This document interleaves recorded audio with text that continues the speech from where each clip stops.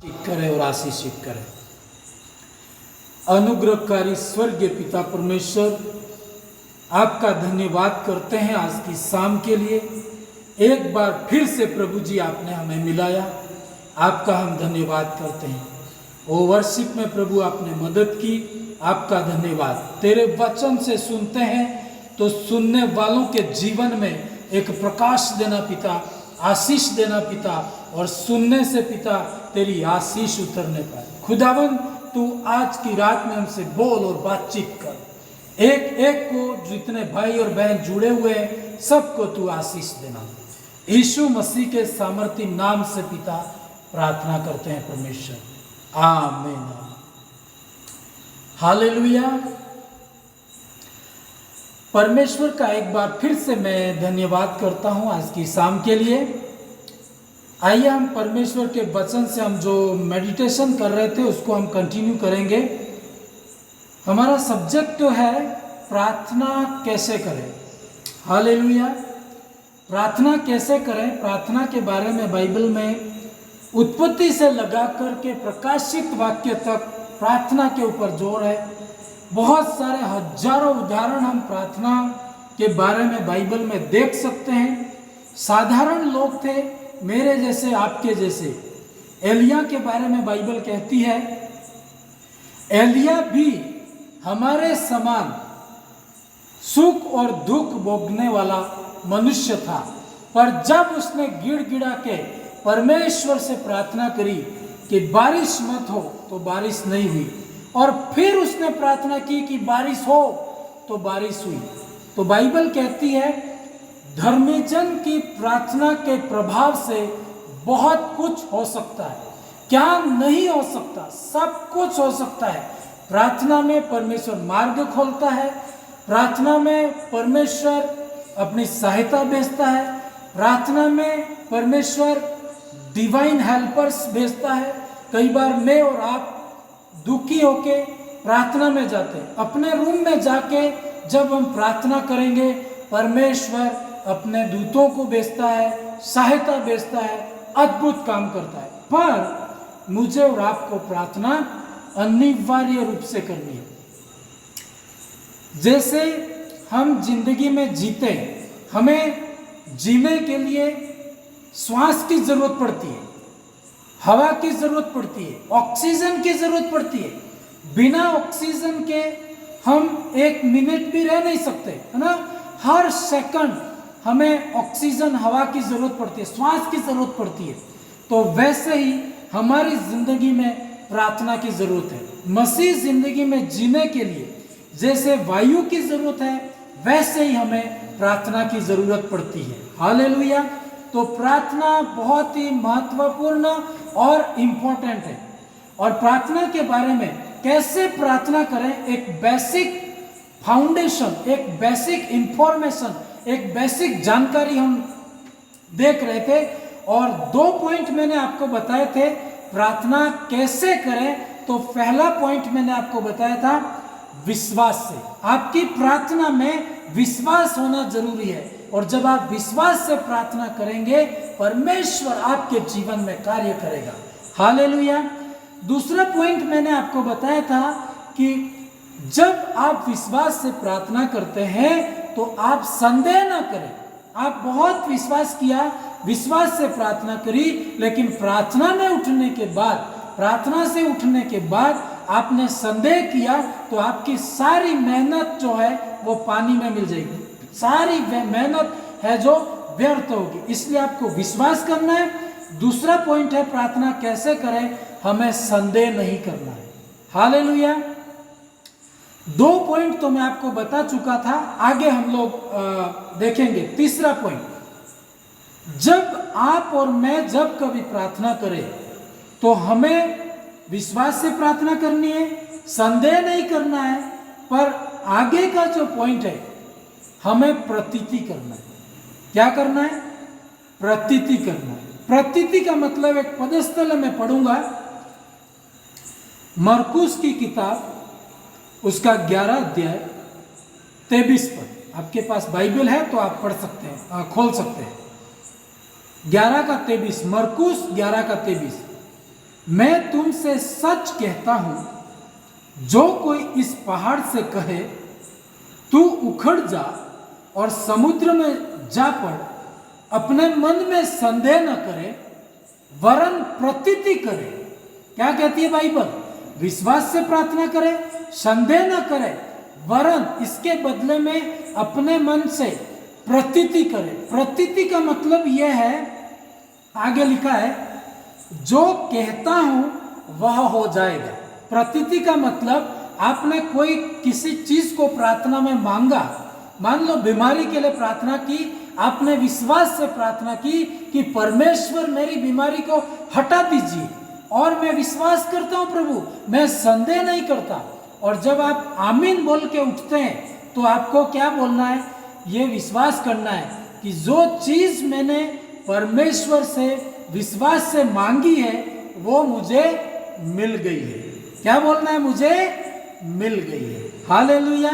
ऐसा नहीं मिलेगी करके नहीं, आपको ऐसा विश्वास करना है कि जो मैंने प्रार्थना में परमेश्वर से मांगा है वो सब मुझे मिल गया है, मेरा काम हो गया है, मुझे चंगाई मिल गई है। ऐसा करके अपने मुंह से परमेश्वर के जो परमेश्वर से प्रार्थना की है उस चीज का आपको प्रतीति करना है। पर हम क्या करते हैं? कई बार विश्वास से प्रार्थना करते हैं, सब कुछ करते हैं, लेकिन प्रतीति नहीं करते हैं, मुंह से गलत शब्द बोलते हैं कि मिलेगा कि नहीं मिलेगा, मिल सकता है और नहीं भी मिल सकता है, ऐसे शब्द बोलेंगे और हमारे शब्द के कारण परमेश्वर हमारी प्रार्थना का उत्तर नहीं दे पाता है। हालेलुया। नीति वचन की किताब उसका 18 अध्याय और उसके 21 पद में ऐसा लिखा है बाइबल में। नीति वचन की किताब 18 अध्याय 21 पद में, जीभ के वश में, क्या लिखा है? जीभ के वश में मृत्यु और जीवन दोनों होते हैं, जो उसको काम में लाना जानता है वह उसका फल भोगता है। मतलब आपने प्रतीति नहीं करी, गलत शब्द बोला, संदेह का शब्द बोला और नेगेटिव शब्द बोला तो आपका उत्तर आते हुए भी रुक जाएगा, क्योंकि आपने प्रतीति नहीं करी। आपको प्रतीति करनी है कि जो मैं मांगता हूं वो परमेश्वर ने मुझे देगा, वो उसने मुझे दे दिया है करके आपको रिसीव करना है। बाइबल कहती है मन से विश्वास करना है, मुंह से अंगीकार करना है। Hallelujah, hallelujah. मुंह से आपको बोलना है कि मैंने जो मांगा है परमेश्वर ने दे दिया है, परमेश्वर आपका धन्यवाद, प्रभु ने मुझे दे दिया है, प्रभु आपका धन्यवाद। हालेलुया। तो आपको क्या करना है? प्रतीति करना है। और प्रतीति कैसे करते हैं? उसको हाँ में हाँ भरना है और आमीन बोलते हैं। जब कभी हम प्रार्थना होती है तो लास्ट में आमीन बोलते हैं। क्या बोलते हैं? आमीन। आमीन का मतलब क्या होता है? जैसे मैंने मांगा वैसा ही हो जाए। आमीन का मतलब वैसा ही हो जाए, हाँ में हाँ भरना है, इसको कहते हैं प्रतीति करना। हालेलुया। आगे चौथा पॉइंट, प्रार्थना कैसे करें। चौथा पॉइंट मैं पढ़ूंगा। पहला थिस्सलुनीकियों की किताब, आपके पास बाइबल है तो आप खोल सकते हैं। पहला थिस्सलुनीकियों और उसका 5 अध्याय और उसके 17 पद, निरंतर प्रार्थना में लगे रहो। हालेलुया। आप बोलिए, है ना, अपने मुंह से बोलिए, निरंतर प्रार्थना में लगे रहो। हालेलुया। और बाइबल कहती है हम एक दिन प्रार्थना करके उत्तर नहीं मिला तो चुप होके बैठना नहीं है, और हमें निरंतर प्रार्थना करनी, कंटिन्यू प्रार्थना करनी है। और सुबह शाम दोपहर जितनी बार आप प्रार्थना कर सकते हैं, आप परमेश्वर के हाथों में हमारे निवेदन, हमारे कष्ट, हमारे जो भी परेशानी है परमेश्वर के हाथ में देना है और हमें धन्यवाद करना है। Hallelujah, hallelujah. अभी तक कितने पॉइंट हुए? 4। कितने हुए? आवाज आ रही है सबको? 4 पॉइंट हुए। हालेलुया। पहला पॉइंट मैं एक बार रिपीट करूंगा, प्रार्थना कैसे करें? विश्वास से प्रार्थना करें। दूसरा पॉइंट, संदेह ना करें। और तीसरा पॉइंट है प्रतीति करें। हो गया प्रभु आपका धन्यवाद, प्रतीति करें। और चौथा पॉइंट, लगातार आप प्रार्थना करें, बंद नहीं करें, लगातार प्रार्थना करें। एक लगातार कैसे प्रार्थना करें, एक कहानी मुझे बाइबल से याद आ रही है, मैं थोड़ा सा पढ़ूंगा उस घटना को। लूका रचित सुसमाचार उसका 18 अध्याय और 1 पद से मैं पढ़ूंगा। आपके पास बाइबल है तो आप खोलिए और आप देख सकते हैं लगातार कैसे प्रार्थना करनी है। प्रभु यीशु मसीह ने एक दृष्टांत बताया, मैं पढ़ूंगा थोड़ा सा। फिर उसने, लूका रचित सुसमाचार 18 अध्याय 1 पद से, फिर उसने इसके विषय में कि नित्य यानी कि लगातार प्रार्थना करना और हिया न छोड़ना चाहिए, उनसे यह दृष्टांत कहा। यीशु मसीह ने एक दृष्टांत कहा कि हमें लगातार प्रार्थना करनी है, हमें रुकना नहीं है और कैसे हियाव नहीं छोड़ना है, हमें कंटिन्यू इस आश्वासन के साथ में, इस विश्वास के साथ में कि हमारी प्रार्थना को सुनने वाला एक परमेश्वर है, वो सुन रहा है। ऐसा नहीं है कि आप प्रार्थना कर रहे हो कोई सुनने वाला नहीं है। हालेलुया। इसीलिए हमें अद्भुत रीति से, विश्वास से लगातार हमें प्रार्थना करनी है। मैं थोड़ा इस घटना को पढ़ूंगा। किसी नगर में, दूसरी आयत, किसी नगर में एक न्यायी रहता था जो न परमेश्वर से डरता था और न किसी मनुष्य की परवाह करता था। उसी नगर में एक विधवा रहती थी और जो उसके पास आकर कहा करती थी, मेरा न्याय चुकाकर मुझे मुद्दई से बचा। कुछ समय तक तो वह न माना, परंतु अंत में मन में विचार कर कहा, यद्यपि मैं न परमेश्वर से डरता हूं और न मनुष्यों की कुछ परवाह करता हूं, तो भी यह विधवा मुझे सताती रहती है, इसलिए मैं उसका न्याय चुकाऊंगा। कहीं ऐसा न हो कि घड़ी घड़ी आकर अंत को मेरी नाक में दम करे। हालेलुया। एक कहानी, एक दृष्टांत यीशु मसीह ने कहा। उस दृष्टांत में यह बताया कि लगातार कैसे प्रार्थना करना है। एक दृष्टांत बताया, उसमें बताया कि किसी गांव में या किसी नगर में एक न्यायी रहता था, न्याय करने वाला एक आदमी रहता था और ये परमेश्वर से नहीं डरता था और मनुष्यों की भी परवाह नहीं थी उसको। जो आदमी परमेश्वर से नहीं डरता वो किससे डरेगा? वो किसी से नहीं डरता। लेकिन बाइबल कहती है वो न तो परमेश्वर से डरता है और न मनुष्यों की परवाह करता है। और उसके नगर में एक विधवा स्त्री रहती है। हालेलुया। विधवा स्त्री का कोई मुकदमा था, कोई समस्या थी। उस समस्या को लेकर के इस न्यायी के पास में ये आती है। एक दिन आती है, 2 दिन आती है, कई दिनों तक वो आती है और ये व्यक्ति इसकी ओर ध्यान नहीं देता है। क्यों? क्योंकि वो परमेश्वर से डरता नहीं था और मनुष्यों की भी परवाह नहीं करता था। लेकिन बाइबल कहती है एक अधर्मी व्यक्ति, मतलब जिसको परमेश्वर का भी डर नहीं है, लोगों का भी डर नहीं है, वो अधर्मी व्यक्ति भी क्या कहता है, अरे यार ये डेली डेली मेरे घर आती है, मुझे इसका न्याय चुकाना होगा, मुझे इसका हिसाब करना होगा, क्योंकि डेली डेली आती है और मुझे परेशान करती है। डेली डेली लगातार उसकी विधवा के जाने से एक अधर्मी व्यक्ति भी क्या कहता है कि मुझे इसका न्याय चुकाना होगा। Hallelujah, hallelujah.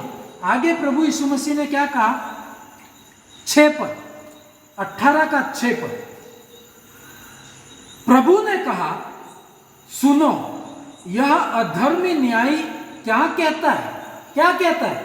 अधर्मी न्यायी जो परमेश्वर का डर नहीं है, मनुष्यों की परवाह नहीं है, वो व्यक्ति भी ये कह रहा है। क्यों कह रहा है? वो विधवा बार बार आती है, वो विधवा डेली उसके घर आई। वो गाली दी होगी, पहले दिन उसने मना कर दिया, तू आना मत, मैं तेरा न्याय नहीं कर सकता, लेकिन फिर भी दूसरे दिन ये उठ के आती है वो फिर मना करता है, फिर वो तीसरे दिन उठ के आती है।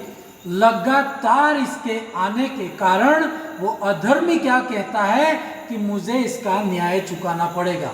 हालेलुया। तो प्रभु यीशु मसीह ने क्या कहा? प्रभु ने कहा, सुनो यह अधर्मी न्याय क्या कहता है, इसलिए क्या परमेश्वर अपने चुनो हुओं का न्याय न चुकाएगा, जो रात और दिन उसकी दुहाई देते रहते हैं? क्या वह उसके विषय में देर करेगा? हालेलुया। परमेश्वर आपकी परिस्थिति को जानता है, मेरी कंडीशन को जानता है। आप जैसी भी अवस्था में हैं, खुदा आपको जानता है। बस आपको वो कहता है, आप लगातार प्रार्थना में बने रहिए। एक अधर्मी व्यक्ति जिसको ईश्वर का डर नहीं है, लोगों की परवाह नहीं है, वो भी उसके बार बार मांगने के कारण, बार बार उसके घर आने के कारण उसका न्याय चुकाता है। तो यीशु मसीह ने कहा, एक अधर्मी व्यक्ति बार बार उसके पास आने के कारण न्याय करता है, तो मैं एक धर्मी परमेश्वर, प्रभु तो धर्मी है, सच्चा है वो, और उसको लोगों की परवाह है, वो मेरी और आपकी चिंता क्यों नहीं करेगा? वो मेरी और आपकी प्रार्थना क्यों नहीं सुनेगा? जब हम कई बार प्रार्थना करते हैं, बार बार प्रार्थना करते हैं, और जब आपका प्रार्थना का उत्तर नहीं मिलता है, तो मैं और आप निराश हो जाते हैं। शैतान मन में बोलेगा कि अब तो तेरी प्रार्थना नहीं सुनी जाएगी, अब तो तू बंद कर दे। लेकिन आपको उस विधवा की कहानी, दृष्टांत याद रखना है। बार बार वो जाती है और एक अधर्मी व्यक्ति भी उसका न्याय करता है। तो हम जब परमेश्वर के सामने जाते हैं, तो वो हमारा परमेश्वर न्यायी है, आपकी प्रार्थना का उत्तर जरूर देगा। हालेलुया। प्रिय भाइयों बहनों, मैं आपको बताऊं, आपकी समस्या कितनी भी बड़ी क्यों ना हो, आप विश्वास से प्रार्थना करें, आप संदेह न करें, आप प्रार्थना में मांगे और उस चीज की प्रतीति करें, और आप लगातार प्रार्थना में बने रहें। 100% आपका और मेरा उत्तर आ रहा है, चमत्कार आ रहा है। हम बने रहें, हम लगातार उन परिस्थितियों में परमेश्वर की संगति में बने रहें। यीशु मसीह ने कहा, एक अधर्मी व्यक्ति न्याय चुका सकता है, तो मैं तेरा न्याय क्यों नहीं चुकाऊंगा? मांग, मुझसे मांग। भजन संहिता की किताब उसका 2 अध्याय 8 पद में प्रभु ने कहा, मुझसे मांग। क्या मांगे तू? राष्ट्रों को मांग, जो मांगे वो सब मैं तुझे दूंगा। पर तू लगातार परमेश्वर की संगति में बना रहे, और परमेश्वर तेरी जिंदगी में काम करेगा। Hallelujah, hallelujah. एक और पॉइंट मैं देखना चाहूंगा। हम विश्वास से प्रार्थना कर रहे हैं, हम संदेह नहीं कर रहे हैं, हम प्रतीति भी करते हैं, और हम लगातार प्रार्थना कर रहे हैं, फिर भी आपकी प्रार्थना का उत्तर नहीं मिल रहा है, तो हम क्या करें? हालेलुया। आगे का मेरा पॉइंट है, मैं जब मेडिटेशन कर रहा था, पवित्र आत्मा ने मुझे बताया, मैंने लिखा, मैं आपको बता रहा हूं। हालेलुया। मरकुस की किताब, उसका मरकुस की किताब, और उसका हम लोग पढ़ेंगे 11 अध्याय। एक आयत है, मैं पढ़ना चाहूंगा। मरकुस की किताब 11 अध्याय और 24 पद मैं पढ़ूंगा, है ना?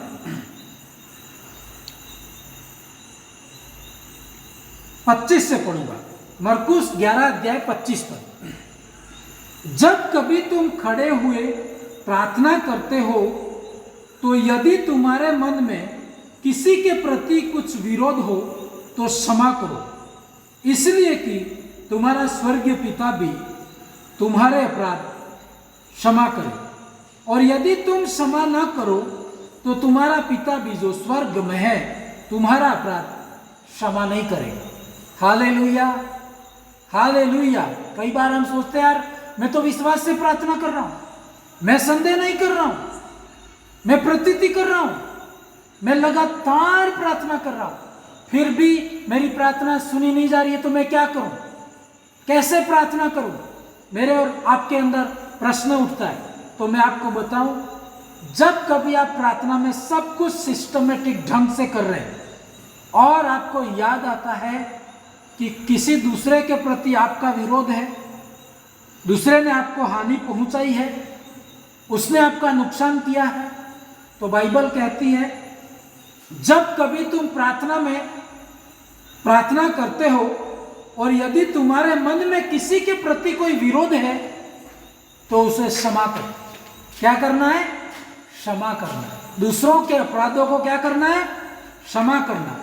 और जब शिष्य लोग यीशु मसीह को कह रहे थे कि आप मुझे प्रार्थना करना सिखाओ, और यीशु मसीह ने मत्ती की किताब 6 अध्याय में जब वो प्रार्थना करना सिखा रहे थे तो वहां पे बताया गया है जब तुम प्रार्थना करो तो इस रीति से करो, है ना, हे पिता। सब हम वो प्रार्थना जानते हैं, लेकिन वहां पर एक लाइन है, ऐसा लिखा है, हे परमेश्वर, जैसे हमने अपने अपराधियों को क्षमा किया है वैसे ही तू भी हमें क्या कर? क्षमा कर। तो हम क्या, आपने कैसा क्षमा किया? हम उस प्रार्थना में ऐसा लिखा है कि हे परमेश्वर, हमने अपने अपराधियों को जैसे क्षमा किया है वैसे ही तू भी हमें क्या कर? क्षमा कर। तो आपने आधा क्षमा किया, आपने किसी को कैसा क्षमा किया? आधा। तो परमेश्वर भी क्या वो कहेगा कि मैं भी आपको आधा ही क्षमा करूंगा। आपने क्षमा नहीं किया है तो परमेश्वर भी आपको क्षमा नहीं करेगा। लिखा है कि जैसे हमने शत्रुओं को क्षमा किया प्रभु वैसे ही मुझे क्षमा कर, और आपने क्षमा नहीं किया है तो आपको भी क्षमा नहीं मिलेगी। लिखा है, इसलिए यदि तुम, है ना, मत्ती 6 और उसके 14 पद में लिखा है, यदि तुम अपने शत्रुओं को क्षमा करोगे, है ना, उनको क्षमा करोगे तो तुमको क्षमा मिलेगी। Hallelujah, hallelujah. प्रिय भाइयों बहनों, मेरी और आपकी प्रार्थना सुनी नहीं जा रही है तो हमें नम्र होके सबको क्षमा करना है। आप क्षमा कर दीजिए, परमेश्वर रास्ता खोलेगा, अद्भुत कार्य करेगा।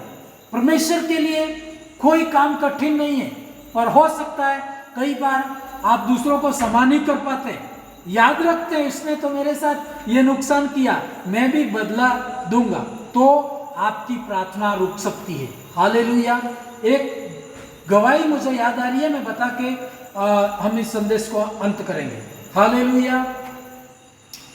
एक बार ऐसा हुआ, सच्ची घटना है, एक बुजुर्ग आंटी जी थे और उनको पैरालाइज, उनको बीमारी थी, वो पैरालाइज की बीमारी थी और लकवा हो गया था उसको, अपने बिस्तर में पड़ी थी वो, और प्रार्थना करती थी, विश्वास से प्रार्थना करती थी, प्रतीति करती थी वो, संदेह भी नहीं करती थी वो, है ना, सब कुछ कर रही थी वो, लेकिन फिर भी इसको चंगाई नहीं मिली। हालेलुया। इसने क्या किया? बड़े बड़े परमेश्वर के दासों को बुलाया, हाँ, फोन करके भारत में या जहाँ जहाँ बड़े बड़े दास हैं अपने घर बुलाए। एक दास को बुलाया, वो प्रार्थना करके गया, उसको चंगाई नहीं मिली।